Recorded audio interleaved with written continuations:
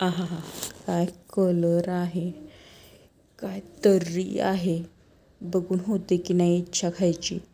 तर एका संडेचा माझा मेनू होता कोल्हापुरी झणझणीत मिसळ. पटकन होणारी, झटपट होणारी आहे ही रेसिपी. तर इथे मी बटाटे घेतलेत भाजीसाठी. तर ते मी कुकरला लावलेत. 4 ते 5 बटाटे होते. तर त्याच्यामध्ये थोडंसं मीठ, थोडंसं पाणी टाकून मी ते शिजवून घेतलं होतं. इथे मी घरीच मोड आणलेली मटकी वापरली आहे घरची. घरीच मोड आणले होते मी. तर ते 1 वाटी घेतलेत आणि त्याच्यामध्ये थोडंसं मीठ, थोडीशी हळद आणि पाणी टाकून 1 शिट्टी काढून घ्यायची. एकच शिट्टी काढून घ्या. एका शिट्टीमध्ये तुमची छान मटकी शिजून होते. तर मी इथे मटकीची उसळ वेगळी आणि कट वेगळा असं करणार नाही आहे. तर इथे मी कट आणि मटकी एकत्र शिजवून घेणार आहे. तर इथे मी 1 शिट्टी काढून घेते आहे. तर बरेच वेळेस काय होतं ना, घाई गडबड असते घरामध्ये. तर प्रत्येक वेळेस मटकीची उसळ वेगळी आणि कट वेगळा बनवणं शक्य नसतं. म्हणून मी हा शॉर्टकट मारते नेहमीच. तर इथे काही मी खडे मसाले घेतलेत. 4-5 लवंग, 4-5 मिरी, 1 दालचिनीचा तुकडा, धणे, जिरे हे खडे मसाले घेतलेत. तर इथे काही अजून मसाले घेतलेत. मी तीळ घेतलं, आलं, लसूण आणि सुकं खोबरं घेतलं आहे. तर इथे ना मी कांदा आणि टोमॅटो पण कापून घेतला आहे. तर टोमॅटो कोणी वापरत नाही, ऑप्शनल आहे. तुम्हाला वापरायचे तर वापरा. तर इथे मटकी आपली छान शिजून झाली होती. तर आपण जे मसाले आहेत ते ड्राय रोस्ट करणार आहोत. तर इथे मी फक्त हलकेसे भाजून घेते. जास्त त्याला मी भाजत नाही बसणार आहे. फक्त त्यातली जी मॉइश्चर आहे ते काढा. तर खडे मसाले मी एकत्रच भाजून घेतले होते सगळे. तीळ घेतले भाजून. आता इथे मी खोबरं भाजून घेते. खोबऱ्याचे तुकडे मी केले होते छोटे छोटे पातळ.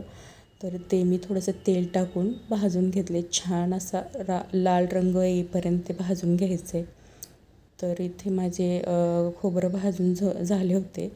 तर आता मी इथे जे लांब लांब कापलेले आपले कांदे आहेत तर ते छान भाजून घेते.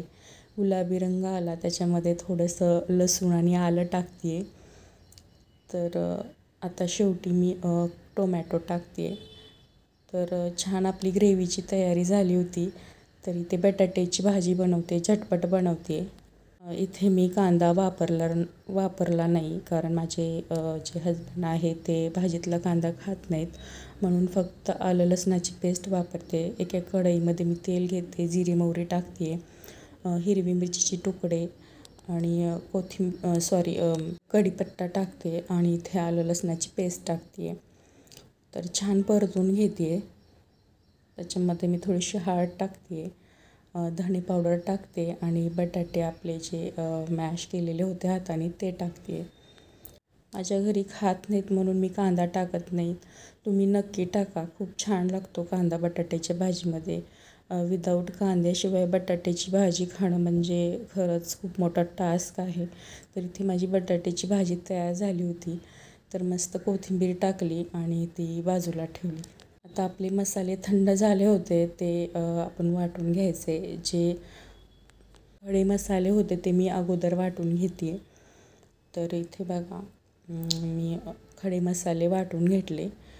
तर आता कांदा आणि जो टोमॅटो होतो तो मी याच्यामध्ये परत वाटून घेते.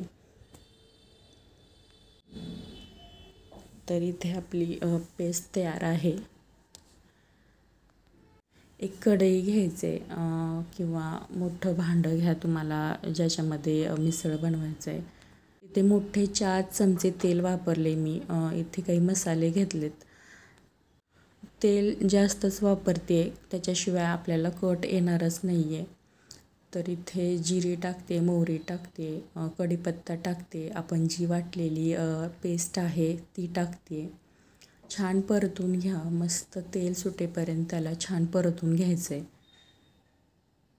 तर इथे जे मसाले घेतले होते मसालेमध्ये ना कांदा लसूण मसाला, लाल तिखट, धने पावडर तुमच्यात असेल ते सगळे मसाले घ्या. पण कांदा लसूण मसाला मस्ट आहे ते घ्या. ते टाकून छान परतून घेते. मस्त असा त्याला तेल सुटलं होतं. तर जी आपली मटकीची उसळ आपण शिजवून घेतली होती ती टाकली. तर गरम पाणी टाका त्याच्यामध्ये. तर थंड पाणी टाकू नका. थंड पाणी टाकलात तर तुम्हाला छान तर्री येणार नाही. तर बघा मस्त अशी तर्री आली आहे माझ्या मिसळला. तर चवीपुरतं मीठ टाका आणि छान अशी झाकण ठेवून उकळी काढा मस्त. तर इथे माझी कोल्हापुरी झणझणीत मिसळ तयार आहे. पटकन झटपट होणारी अशी ही कोल्हापुरी मिसळ आहे. तर नक्की ट्राय करा. तर खूप सारी कोथिंबीर टाकते ह्याच्यामध्ये आणि उकळी काढून घेते अजून एक. तर कलर बघा याचा, काय कलर आला, काय तर्री आली आहे. वाटते की नाही बाजारातनं आणली आहे. जरी ना शॉर्टकट असली ना तरी अजिबात टेस्टमध्ये कॉम्प्रोमाइज होणार नाही. तर पटपट झटपट होणारी अशी ही मिसळ आहे. तर इथे मी फरसाण घेतलं आणि जी मटकीचा कट होता तो टाकला, कांदा टाकला त्याच्यावरती, मस्त कोथिंबीर टाकली, मस्त ताक घेतलं होतं त्याच्यासोबत. ताक तर हवंच यार.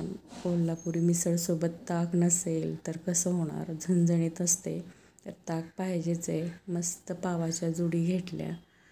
तर कशी वाटली रेसिपी प्लीज कमेंट करून सांगा. रेसिपी आवडली असेल तर लाईक करा, शेअर करा. चलो बाय.